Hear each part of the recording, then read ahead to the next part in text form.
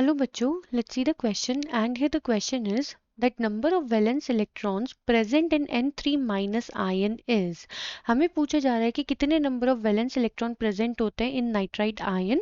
Options given है A 16, B 10, C 8, D 4। तो चलिए बच्चों करते हैं इस क्वेश्चन को and first of all let's see the key concept for this question. So actually में बच्चों यहाँ बात हो रही है वैलेंस इलेक्ट्रॉन की। तो सबसे पहले हमें पता होना चाहिए वैलेंस इलेक्ट्रॉन्स क्या होते हैं। वैलेंस इलेक्ट्रॉन्स, सो एक्चुअली में बच्चों वैलेंस इलेक्ट्रॉन्स होते हैं नंबर ऑफ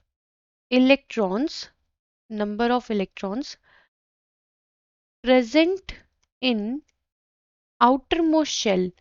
मतलब कि बच्चों जो इलेक्ट्रॉन्स हमारे प्रेजेंट होते हैं into the outer most shell, और हम कह सकते हैं और in the valence shell, that is called as valence electrons.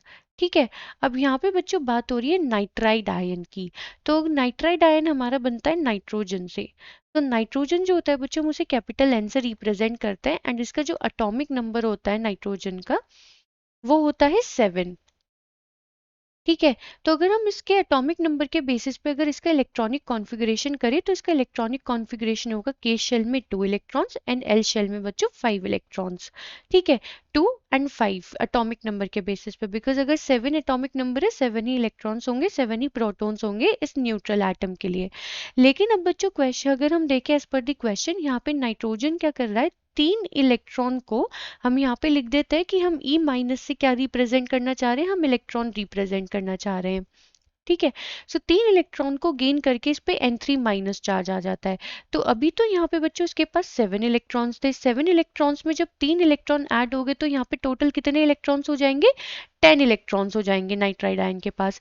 तो अब अगर इसके बेसिस पे हम इसका इलेक्ट्रॉनिक कॉन्फ़िगरेशन करें तो के शेल में आएंगे बच्चों 2 इलेक्ट्रॉन्स एंड एल शेल में जाएंगे बच्चों मैक्सिमम 8 इलेक्ट्रॉन्स। तो अब अगर हम नाइट्राइड आयन के लिए वैलेंस शेल देखें तो ये है हमारी valence shell and valence shell में प्रेजेंट इलेक्ट्रॉन्स को हम क्या कहते हैं, वैलेंस इलेक्ट्रॉन्स।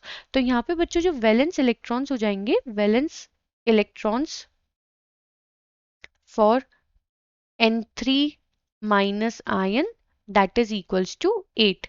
तो बच्चों जो करेक्ट ऑप्शन होगा हमारा इस क्वेश्चन के लिए, so that is option C. I hope बच्चों आपको ये क्वेश्चन समझ में आ गया होगा। Thank you.